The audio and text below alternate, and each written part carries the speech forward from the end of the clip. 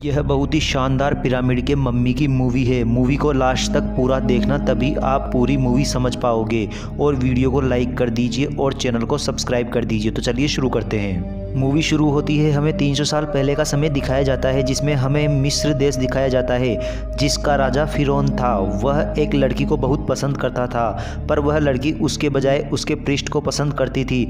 वह मरे हुए लोगों को जिंदा भी कर सकता था। अब यह पृष्ठ उस लड़की से मिलने जाता है जिसे फिरौन पसंद करता था। यह दोनों बातें कर रहे होते हैं, तभी वह फिरौन भी आ जाता है। दोनों को साथ देख गुस्सा हो जाता है और उन्हें मारने जाता है, तो यह दोनों फिरौन को ही मार देते हैं।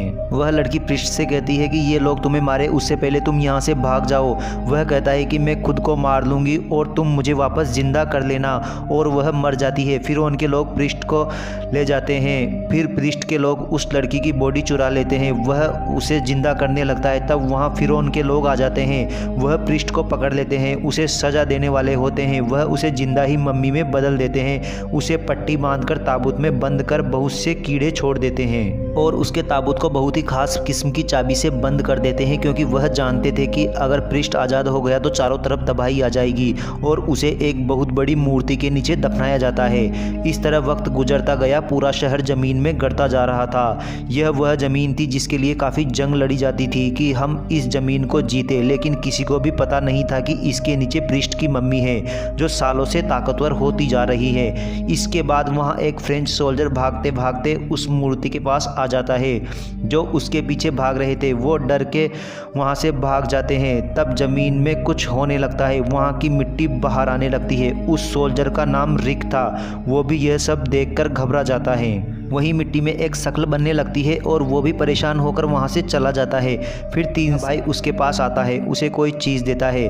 वह कहता है कि यह मुझे खुदाई करते हुए मिला है। उसमें एक मैप भी था जो उसी जगह का था, और उसे लेकर वह लाइब्रेरी के बॉस के पास जाती है जहाँ वो काम करती थी। वह उन्हें वह मैप दिखाती है और मदद को कहती है।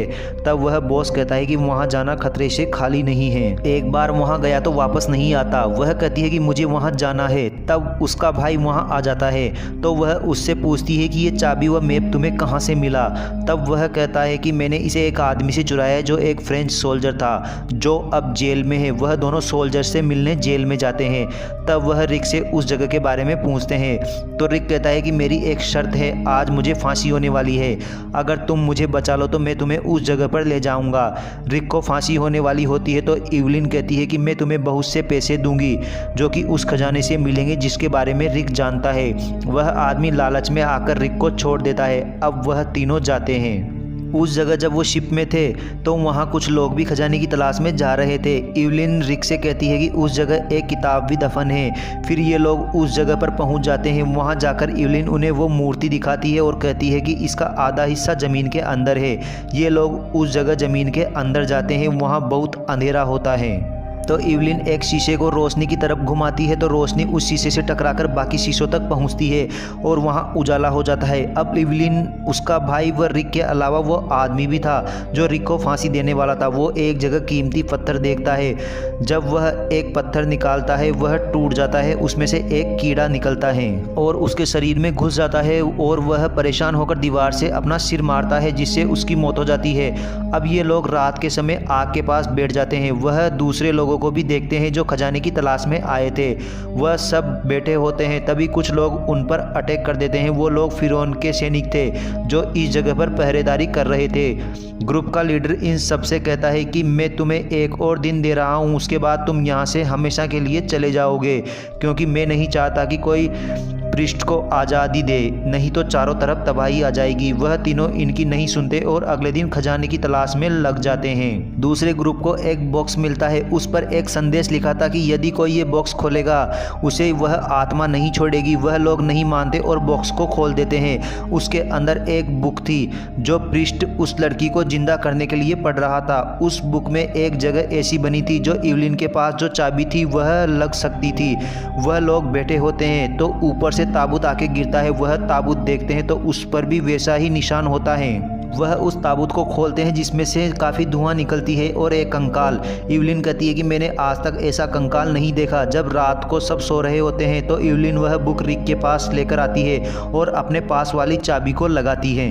वह उसे देखती है जिसमें लिखा होता है कि जो मर चुका है वापस आ जाएगा। और जैसे ही वह यह बोलती है, प्रिस्ट की मम्मी में जान आ जाती है और कई तरह के कीड़े इन पर अटैक कर देते हैं। इनसे बचते हुए इवलिन बाकी सबसे अलग हो जाती है। प्रिस्ट की मम्मी उस आदमी के पास जाती है जिसने चेतावनी के बाद भी बॉक्स को खोला था। वह उसकी आंखें निकालकर खुद में लगा लेती है। अब इवलिन की तरफ बढ़ती है। रिक उस पर काफ़ी गोलियां चलाता है। जब यह बाहर आते हैं तो इनका सामना प्रिस्ट के कुछ सैनिकों से होता है। मैंने तुम्हें कहा था ना कि तुम यहाँ से चले जाओ, अब यह मम्मी किसी को नहीं छोड़ेगी। रिक इवलिन से कहता है कि हम यहाँ से चले जाते हैं, लेकिन इवलिन जाने को तैयार नहीं थी। अब पूरे शहर के हालात बदलने लगते हैं। वहाँ आग बरसने लगती है, सब तबाही होने लगती है। फिर मम्मी उस आदमी के पास चली जाती है जिसकी उसने आंखें ली थी और सारा खून चूस लेती है।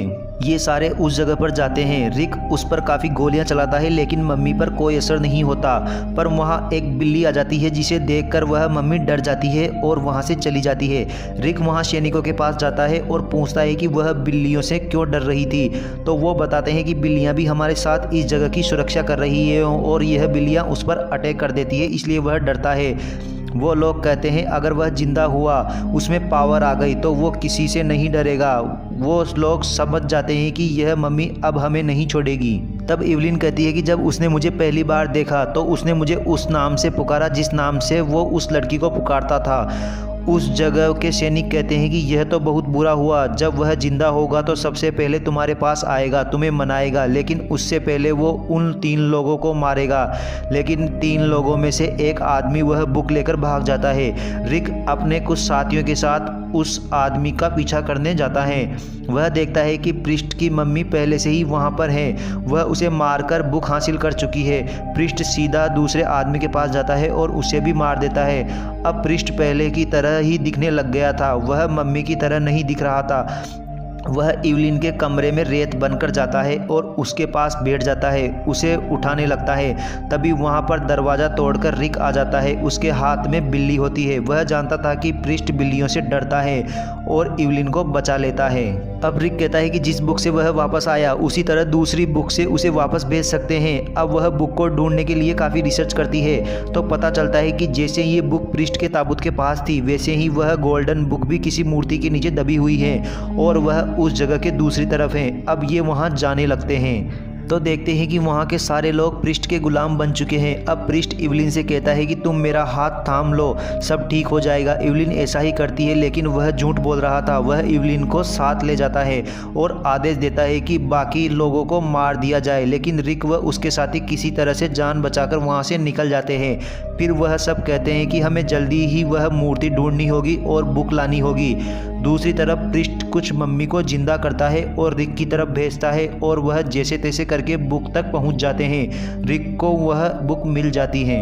वह उस लड़की की मम्मी को जिंदा करने वाला था। प्रिस्ट ने उस लड़की की मम्मी में जान भी डाल दी थी और साथ ही उसकी बॉडी को ठीक करने के लिए उसे इवलिन चाहिए थी। वह इवलिन के शरीर से उसकी आत्मा निकालकर उस लड़की में डालना चाहता था। कुछ करने से पहले ही इवलिन का भाई गोल्डन बुक के साथ वहां आ जाता है, लेकिन उस बुक की जो चाबी थी वह इवलिन से प्रिस्ट ने ले ली थी। वहाँ पर मम्मी की और सेना आने लगती है। तब इवलिन उसके भाई से कहती है कि इसके ऊपर लिखी लाइन पढ़ो।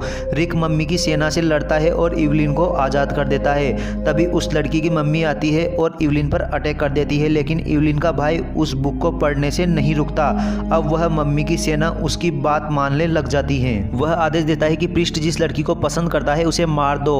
वह मम्मी ऐसा ही करती है। अब प्रिस्ट को गुस्सा आ जाता है और वह इवलिन के भाई की गर्दन पकड़ लेता है, लेकिन पीछे से रिक आकर प्रिस्ट पर अटैक कर देता है और इसी दौरान इवलिन का भाई प्रिस्ट से वह चाबी भी छीन लेता है और अपनी बहन के पास जाता है। दोनों बुक को खोल लेते हैं। अब प्रिस्ट रिक को मारने जाता है, तभी इवलिन बुक पढ़ने लगती है। तभी वहाँ कुछ एनिमल्स आते हैं जिनके पास बहुत सारी पावर्स थी। वह प्रिस्ट के शरीर में से गुजर कर जाते हैं। वो प्रिस्ट की सारी पावर व एनर्जी ले जाते हैं। अब प्रिस्ट नॉर्मल इंसान था। रिक अपनी तलवार से उसे मार देता है। प्रिस्ट के मरते ही वहाँ के सारे दरवाजे बंद होने लगते हैं। अब वह तीनों भागते हुए बाहर आते हैं। उनके बाहर निकलते ही वह पूरी जगह ज़मीन के अंदर चली जाती हैं। अब हम देखते हैं कि जिन ऊँटों पर ये जा रहे होते हैं उस पर काफ़ी खजाना होता है। वहाँ के सैनिक उसका धन्यवाद करते हैं कि हम इस जगह की सुरक्षा करते हुए थक चुके थे। और इसी के साथ यह मूवी यहीं ख़त्म हो जाती है। दोस्तों, आपको मूवी कैसी लगी? अगर वीडियो पसंद आई हो तो चैनल को सब्सक्राइब कर दीजिए और वीडियो को लाइक कर दीजिए। मिलते हैं अगली मूवी के साथ।